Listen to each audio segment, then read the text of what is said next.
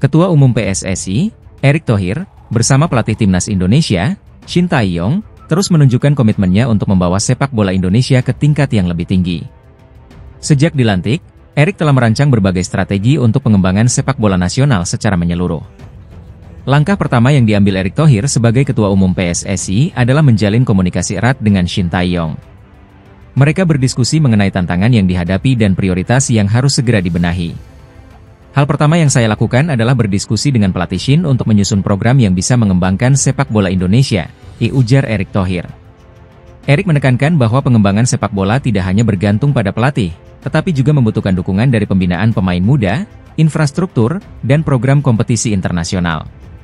Salah satu langkah nyata Erick Thohir adalah mengadakan pertandingan uji coba melawan tim-tim besar dunia.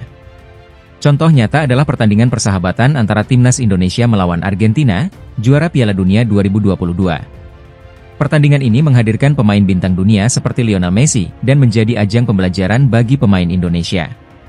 Ini bukan hanya soal pertandingan, tetapi kesempatan untuk belajar dari tim terbaik dunia, jelas Erick. Menurutnya, laga seperti ini memberikan pengalaman berharga bagi pemain Indonesia, baik dari segi teknik, taktik, maupun mental bertanding. Erick juga menyoroti pentingnya kreativitas dalam mengembangkan sepak bola Indonesia. PSSI kini fokus pada penyusunan program pembinaan yang mendukung perkembangan pemain muda.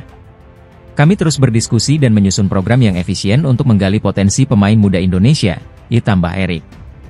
Langkah ini meliputi pelatihan modern yang terstruktur, penguatan akademi, hingga kerjasama dengan klub-klub lokal.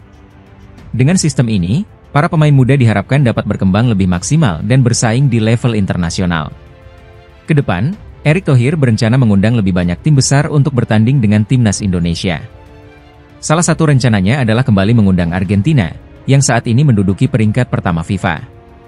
Langkah ini bertujuan memberikan pengalaman berharga kepada pemain Indonesia dengan menghadapi lawan kelas dunia. Komitmen Erick Thohir dan Shin Tae-yong dalam memajukan sepak bola Indonesia terus mendapat apresiasi. Dengan langkah-langkah konkret yang telah diambil, harapan untuk melihat timnas Indonesia bersaing di level tertinggi kini semakin nyata. Perubahan mendadak aturan Piala AFF 2024 yang diumumkan oleh HFF menuai kontroversi. Perubahan ini dianggap memberikan keuntungan bagi Vietnam, yang selangkah lagi menuju final setelah mengalahkan Singapura 2-0 di leg pertama semifinal. 4 tim berhasil melaju ke semifinal Piala AFF 2024, yakni Thailand dan Singapura dari grup A, serta Vietnam dan Filipina dari grup B. Pada leg pertama semifinal, Vietnam sukses mengalahkan Singapura 2-0 dalam laga tandang, sementara Thailand dikejutkan oleh Filipina dengan kekalahan 1-2.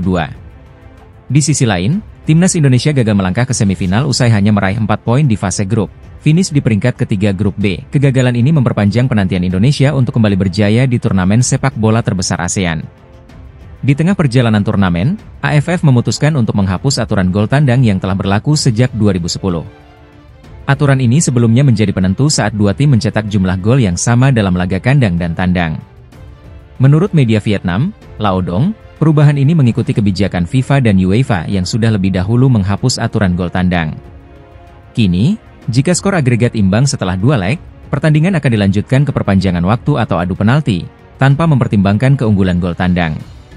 Perubahan ini menimbulkan banyak reaksi, terutama karena Vietnam dianggap diuntungkan. Dalam skenario tertentu, seperti jika Singapura menang 3-1 atau 4-2 di leg kedua, pertandingan tidak langsung dimenangkan Singapura, melainkan dilanjutkan ke babak tambahan waktu atau adu penalti. Vietnam yang sudah unggul 2-0 di leg pertama dinilai memiliki peluang besar untuk lolos ke final dengan aturan baru ini. Hal ini berbeda dengan Piala AFF 2016, di mana timnas Indonesia pernah diuntungkan aturan gol tandang saat menyingkirkan Vietnam di semifinal. Kontroversi perubahan aturan ini menambah dinamika persaingan di Piala AFF 2024. Vietnam yang tampil konsisten di turnamen ini dinilai memiliki jalan lebih mulus menuju final, sementara negara lain harus berjuang lebih keras di leg kedua. Winger naturalisasi timnas Indonesia, Greg Nwokolo, angkat bicara soal kritik tajam yang diterima pelatih Shin Tae-yong usai kegagalan timnas Indonesia di Piala AFF 2024. Greg menyampaikan pesan tegas kepada para pengkritik yang dinilainya terlalu berlebihan. Menurutnya, publik sepak bola Indonesia seharusnya bersyukur memiliki pelatih kelas dunia seperti Shin Tae-yong. Tagar ST Out ramai menggema di media sosial setelah timnas Indonesia gagal melaju ke semifinal Piala AFF 2024. Tim asuhan Shin Tae-yong, yang mayoritas diperkuat pemain muda di bawah usia 22 tahun, harus terhenti di fase grup setelah kekalahan dari Filipina. Meski begitu, sebagian besar penggemar sepak bola tanah air tetap mendukung pelatih asal Korea Selatan tersebut. Prestasi Shin Tae-yong selama 5 tahun menukangi timnas Indonesia dinilai membanggakan, termasuk keberhasilan membawa Garuda bersaing di kualifikasi Piala Dunia 2026 dan lolos ke putaran final Piala Asia 2 kali berturut-turut. Greg Nokolo, yang pernah memperkuat timnas Indonesia, menilai kritik terhadap Shin Tae-yong tidak adil. Dalam wawancara di Podsea, Greg mengungkapkan pandangannya tentang perubahan mentalitas pemain di era Shin Tae-yong. Orang tidak suka dengan ST. Sekarang mereka ketemu karakter seperti Shin Tae-yong, mereka mau kerja keras, ujar Greg. Ia pun membandingkan dengan pengalamannya di masa lalu, ketika para pemain cenderung manja dan kurang menerima kritik. Zaman aku di timnas semua manja. Dimarahi sedikit seperti Hello Kitty, saat meeting pelatihnya harus ganti, manajemennya harus ganti, jelanjutnya. Menurut Greg, kehadiran Shin Tae-yong telah membawa perubahan besar bagi timnas Indonesia. Polesan sang pelatih membuat Garuda mulai diakui di Asia. Sekarang, Pak Erik kasih Shin Tae-yong kesempatan, dan ST tegas, kamu gak mau kerja keras, keluar. Lihat sekarang mereka di mana? Sepak bola bukan untuk Hello Kitty. Sepak bola itu untuk laki-laki yang punya mentalitas, tegas Greg. Greg juga mengaku sedikit iri melihat perkembangan timnas Indonesia di era Shin Tae-yong. Ia berharap perubahan ini terus berlanjut demi masa depan sepak bola Indonesia. Bukan aku jelekin, tapi zaman aku, pemain sedikit-sedikit main satu game, datang game berikutnya pelatih baru. Sekarang beda, mentalitas sudah dibentuk, tutup Greg. Pesan Greg Nokolo menjadi pengingat bahwa perjalanan Shin Tae-yong bersama timnas Indonesia adalah proses panjang yang butuh dukungan, bukan kritik berlebihan. Dengan perubahan besar yang telah terlihat, timnas Indonesia memiliki peluang besar untuk terus berkembang di kancah Asia dan dunia. Usai kegagalan timnas Indonesia di Piala AFF 2024, Ketua Umum PSSI Erick Thohir langsung angkat bicara. Alih-alih larut dalam kekecewaan, Erick justru menegaskan kembali visi besarnya untuk membawa sepak bola Indonesia ke level dunia.